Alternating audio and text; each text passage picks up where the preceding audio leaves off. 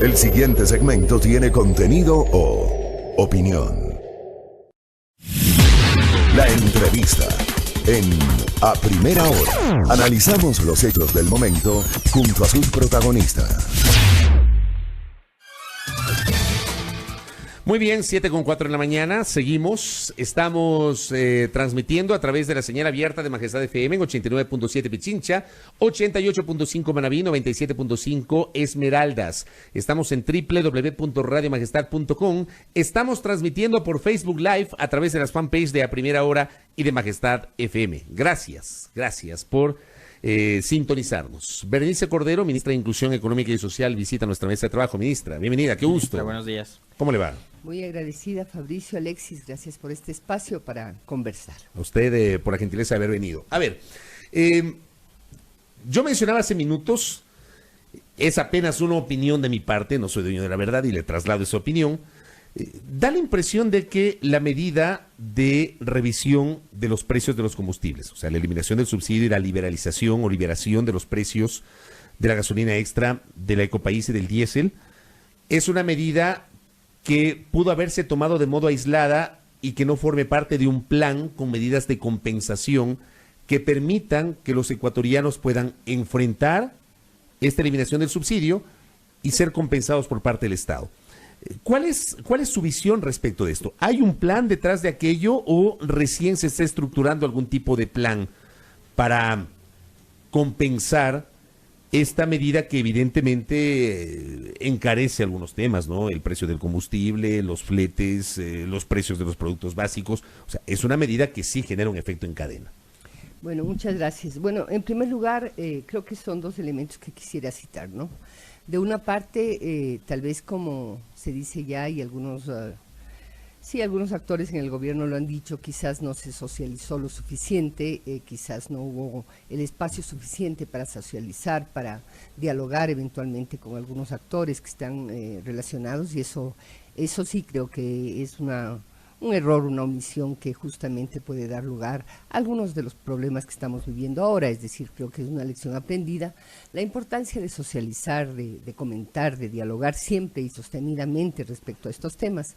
Yo creo que esa fue la intención del presidente cuando lanzó este tema, esta estrategia del Acuerdo 2030 para ir hablando. Pero, o sea, usted sí genera un ejercicio de autocrítica sobre esto. Absolutamente. O sea, pudo haber faltado más diálogo, más socialización antes de adoptar las medidas. Sí, siempre es necesario, porque eso es parte de un quehacer gubernamental, tener esta capacidad permanente, sistemática. Pareciera ser que quizás algunas de las mesas de trabajo no dieron todos los resultados que hubiéramos querido para generar estos acuerdos, o como un compañero de trabajo me decía, un contrato social mínimo que se requiere porque es un nuevo momento. De hecho, muchas de estas cosas que estamos viviendo ahora, eso ya lo dicen los analistas económicos, los analistas políticos también, es un resultado, no la economía se mide en procesos de larga duración, no son momentos que se cortan, ¿no? Entonces, muchos de los temas, fíjese usted, ya este deterioro enorme en el año 2014, esta caída internacional que tuvimos de los precios del petróleo, antecedida por la recesión del año 2009, ya provocó una serie de reacciones de nuestra economía, y ya en ese momento teníamos un deterioro en general del resultado fiscal que era de aproximadamente el 5% del Producto Interno Bruto, es decir, el déficit ya se veía venir, y problemas de sostenibilidad. Incluso varias de estas reflexiones ya se hacían en el anterior gobierno. Yo recuerdo en algún momento que estaba apoyando en esos tiempos al área del desarrollo infantil, que son los ámbitos que yo conozco. Ya se discutía el copago de algunos de los servicios, porque justamente la sostenibilidad era muy difícil, o se discutía el tema justamente tan sensible que es el tema de los subsidios. Entonces, quería decir también que efectivamente, si usted mira entre el año 2007 y 2016, el país sí gastó cerca de 53.900 millones de dólares en subsidios. Eso es muchísimo dinero. Ahora, el presidente tuvo tres razones cuando dijo y habló de estas decisiones con mucha convicción. Dijo uno, y ayer nuevamente lo dijo el vicepresidente, o anteayer fue, dijo no queremos ser el gobierno responsable de desdolarizar al país. Creemos que es necesario blindar la dolarización. Pero ¿cómo blindamos la dolarización, ministra, si lo que estamos haciendo, por ejemplo, al disminuir, reducir o eliminar progresivamente el impuesto a la salida de divisas, estamos promoviendo precisamente que los dólares se vayan de nuestra economía? ¿Cómo cuidamos la dolarización si dejamos que los dólares se vayan beneficiando a los grupos que más tienen? Porque un ciudadano, los indígenas que están ahora movilizándose, ellos no se llevan el dinero a Panamá o a los paraísos fiscales. Eso hacen los grandes empresarios.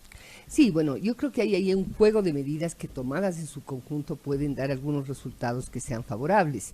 La idea es que esto nos ayude tanto para promoción de exportación como importación, porque usted sabe que uno de los temas fundamentales justamente ha sido evitar, digamos, esta máquina que imprime billetes cada vez que tenemos déficit o problemas en la balanza comercial. Porque además ya no la tenemos, ¿no? Exactamente, entonces parte de eso es esta cultura que tiene que cambiar, cultura política, cultura económica, fiscal. Y el otro problema es que ya no podemos continuar monetizando los déficits justamente por eso, porque no tenemos los recursos para hacer eso. Entonces, la preocupación que tenía el presidente es de este punto central y lo volvió a repetir el vicepresidente. No queremos ser el gobierno que termine, digamos, tomando una decisión que sería terrible para todos los ecuatorianos. Le planteo otro problema. Como una de las soluciones a estas medidas económicas, se ha dicho: vamos a liberar de aranceles y hacer más barato la adquisición de aparatos tecnológicos, que no los producimos nosotros. Yo, para importar un celular o un iPhone o una computadora o una tablet, tengo que traerla de afuera. Esos son dólares que se siguen yendo. Entonces, podemos abaratar los costos liberando de aranceles las importaciones, pero siguen siendo dólares que se van. Entonces, a mí me parece profundamente contradictorias las medidas que están adoptando.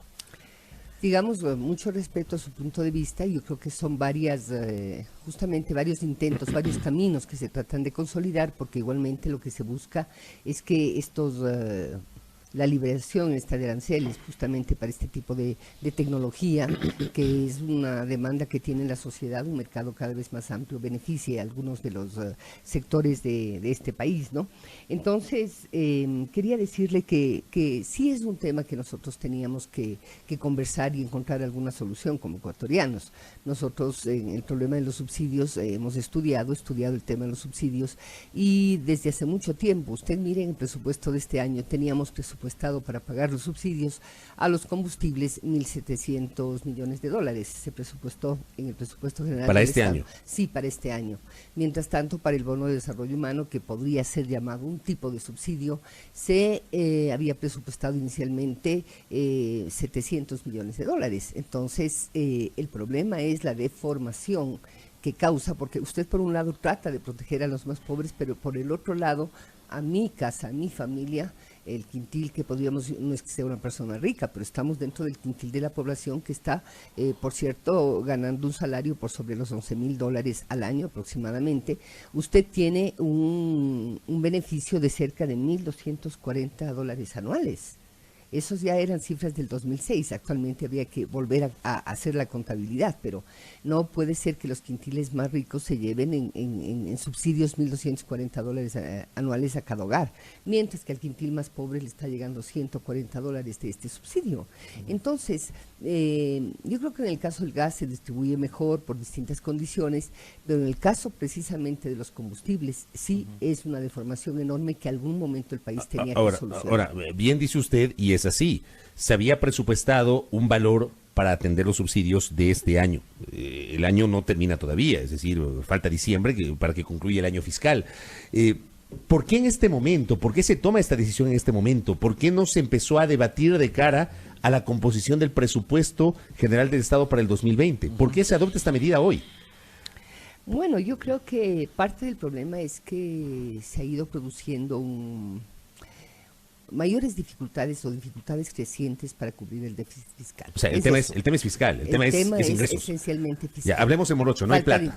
No hay plata. Hablemos de Morocho. Sí, recuerden ustedes que el año anterior, ya para finales de año, igualmente hubo que como diríamos, casi correr, pero ir muy rápido a China para encontrar nuevamente un préstamo en altos intereses y demás, y eventualmente con preventa. No estoy muy clara cómo fue esa negociación, pero estábamos simplemente ya asomándonos al mismo escenario donde teníamos que acudir a algún tipo de préstamo que será nuevamente a intereses altos, etcétera. Entonces también el proceso de endeudamiento del país es parte de la responsabilidad. Básicamente estamos en un proceso de endeudamiento altísimo que ahora además se combina con la deuda interna, ¿no?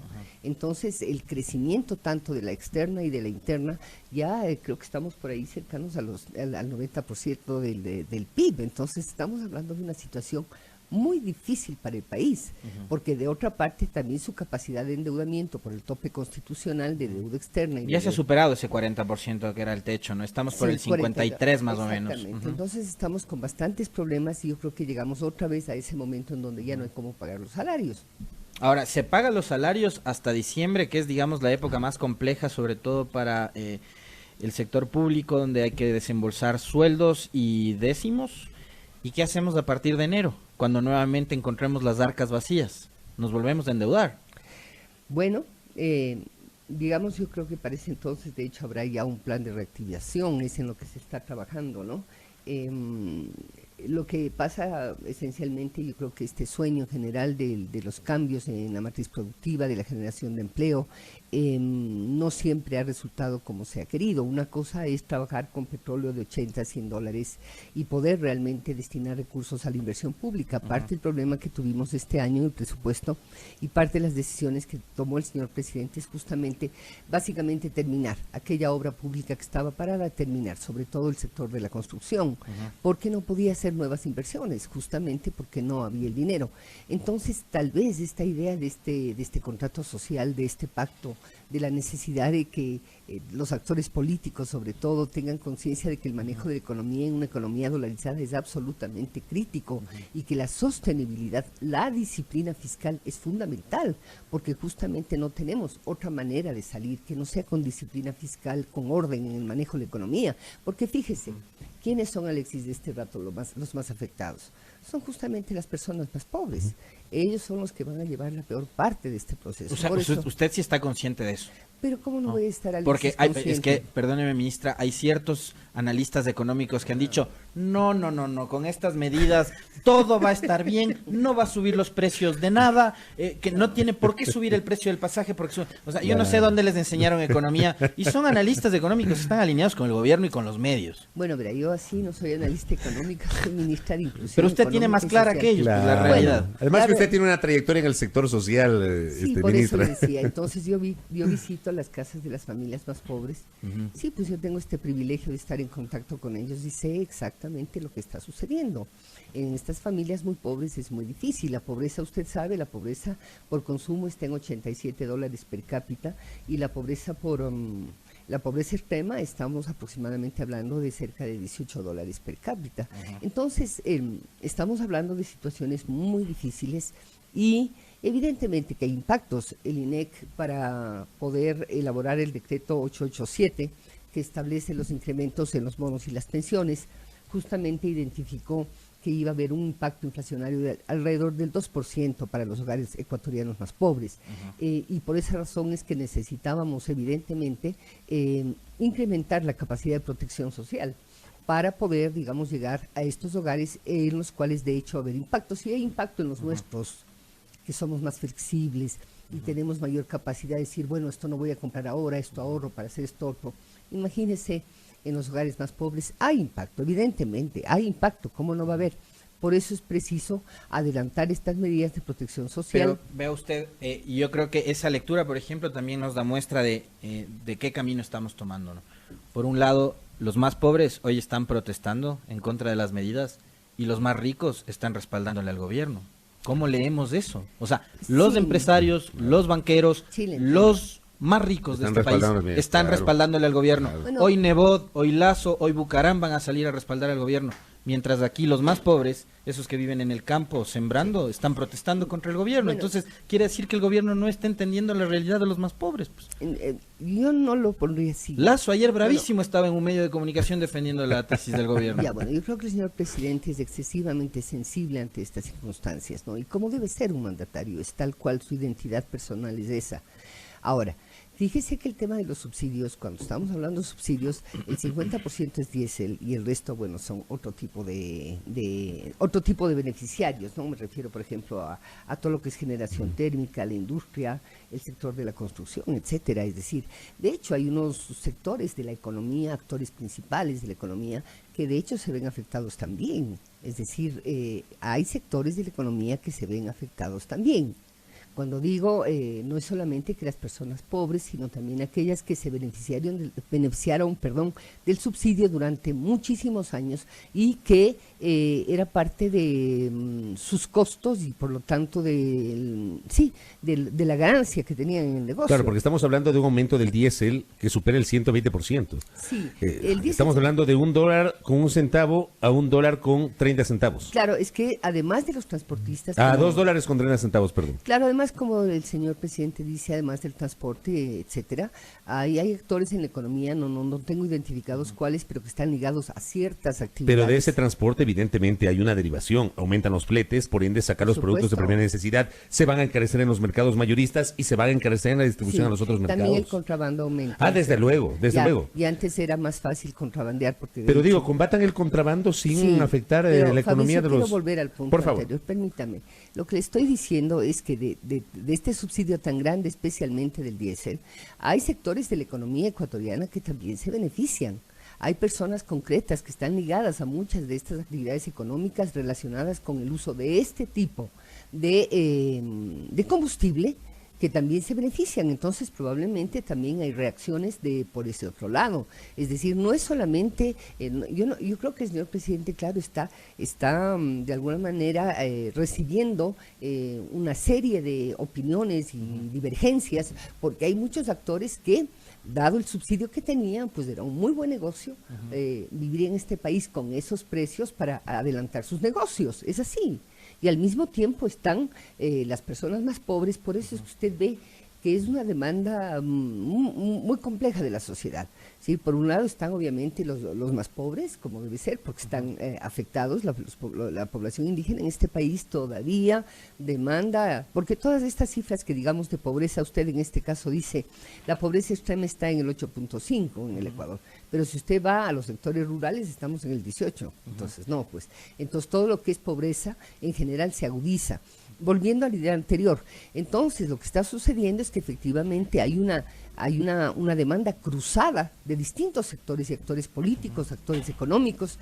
¿Por qué? Porque sus intereses efectivamente han sido tocados por el presidente. Yo no estoy de acuerdo, por ejemplo, en que se diga que el presidente ha beneficiado a determinados sectores. El presidente está haciendo, digamos, yo creo que está siendo justo, está diciendo estas personas ya han gozado de este beneficio. No ha beneficiado a determinados sectores, a los sectores económicos más poderosos del país. Por lo el menos a presidente los Moreno. importadores parecería que ahora sí, pues no liberando Bueno. aranceles para que puedan Sí, traer porque, bueno, tecnología también- y eso. Bueno, pero también estamos hablando de que sí sería bueno indagar en el país cuáles son esos sectores de la economía que se han beneficiado muchos años, no solamente el transporte.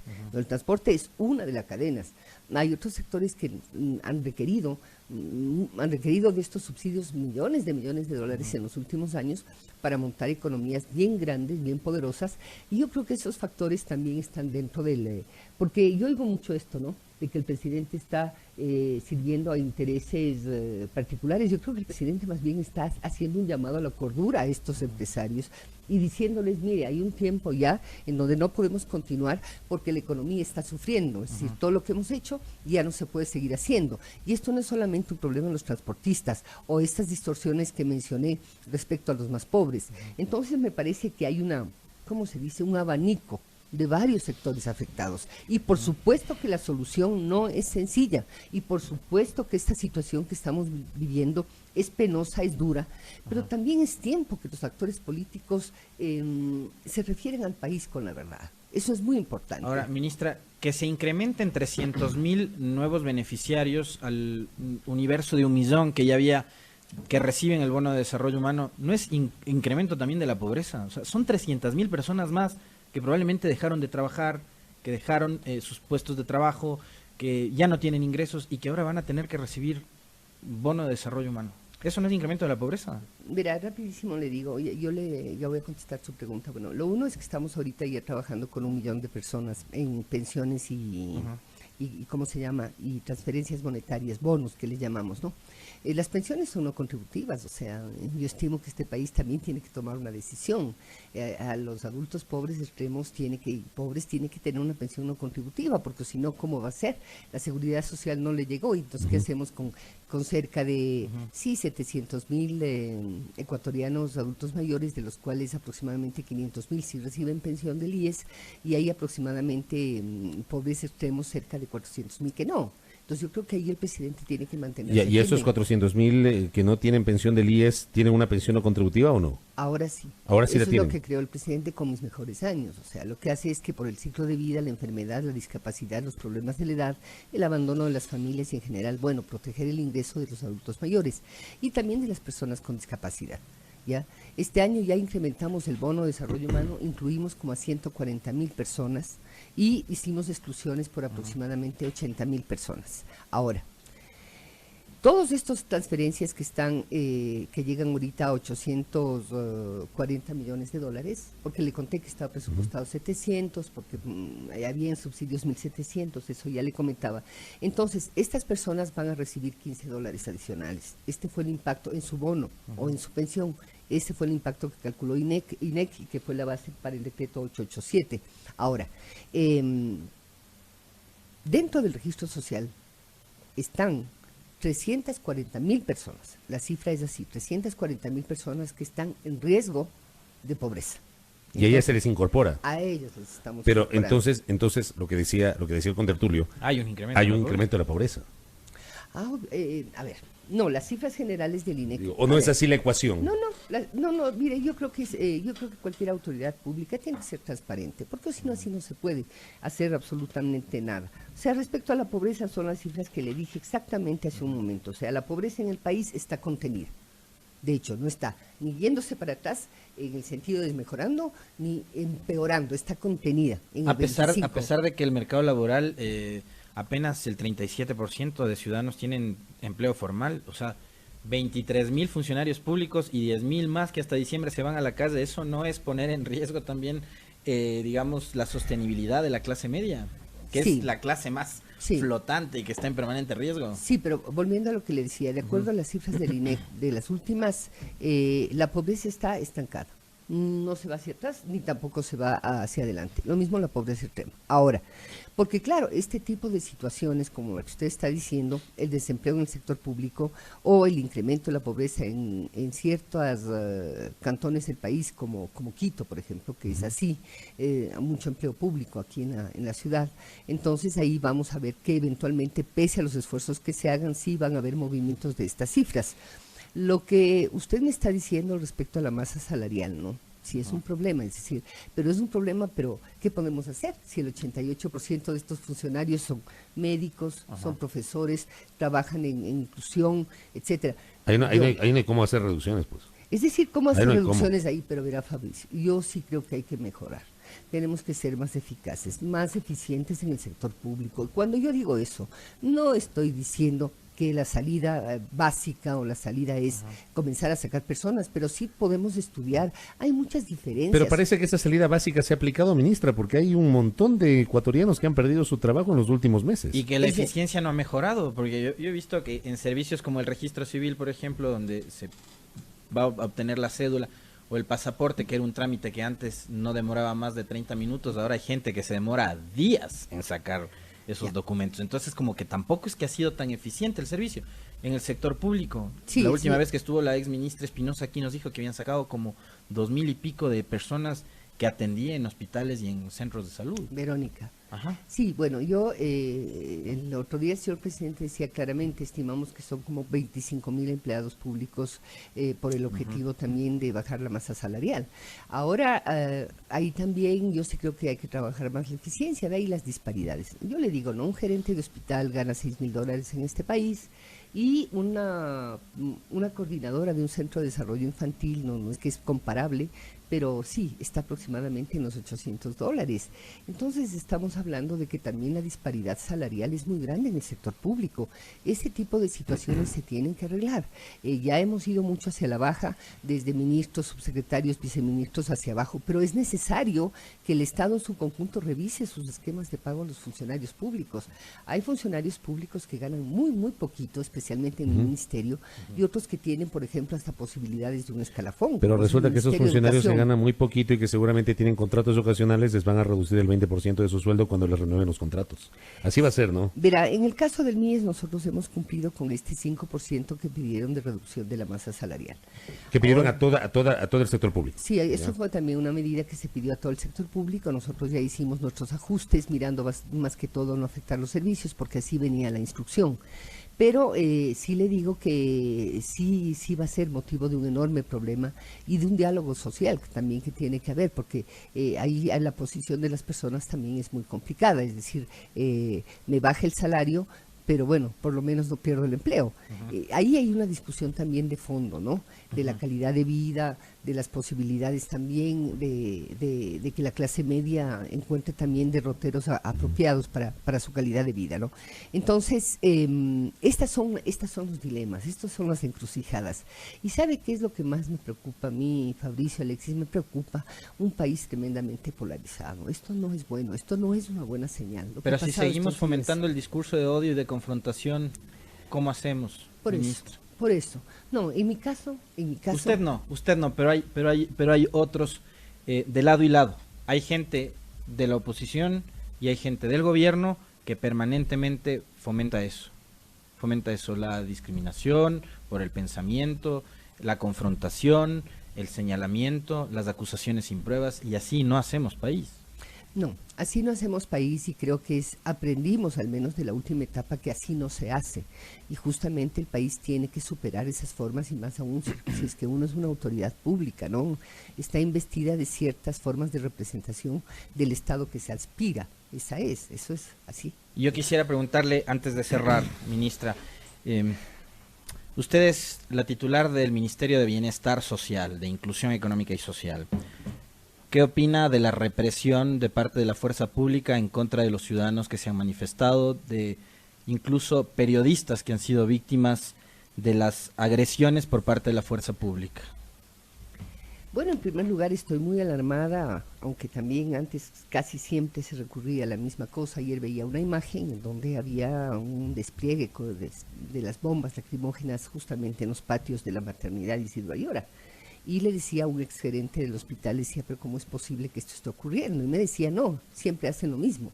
Es decir, hay un problema, digamos, de que efectivamente yo coincido con unas graves preocupaciones que tienen ya los organismos de derechos humanos, de que la fuerza se tiene que aplicar con mesura, pero el orden también es necesario. De acuerdo, lo del orden es necesario, sí, pero da la impresión de que ayer no aplicaron la fuerza con mesura, ministra.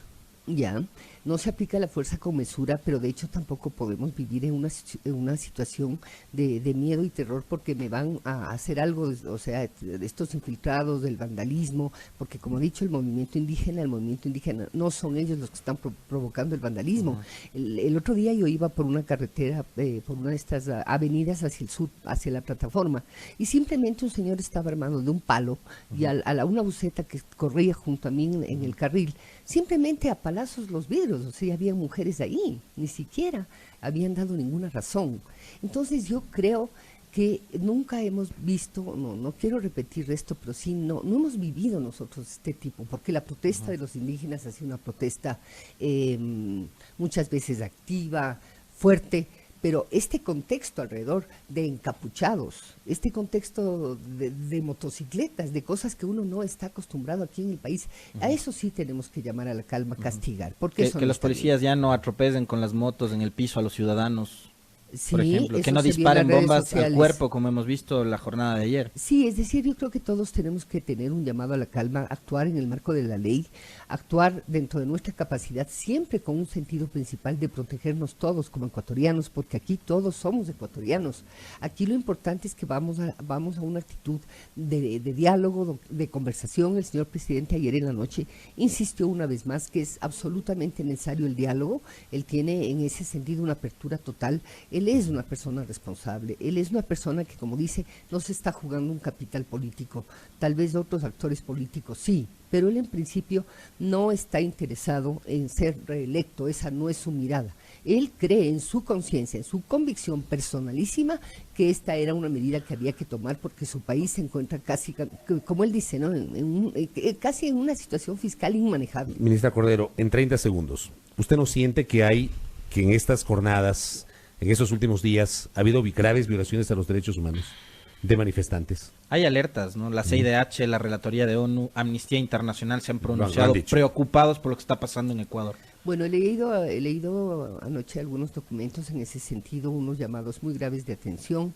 El problema de las graves violaciones es que hay que documentar. No puedo expresarme así, Fabricio, porque en realidad no tengo toda la información, toda la documentación. Pero lo que hemos visto en redes, Lo que hemos visto en redes, videos. Sí, Fabricio, es que hay una situación tan terrible también en las redes sociales. Sí, también hay las fake news y, digamos, videos falsos o videos que son de años anteriores. Es verdad eso. Es verdad. Pero también es verdad que en estas manifestaciones, y se ha comprobado, ha habido violaciones a los derechos humanos. Incluso la Defensoría del Pueblo ha emitido alertas. Sí, ha emitido alertas y estas son cuestiones que se tienen que controlar y controlar cada vez más.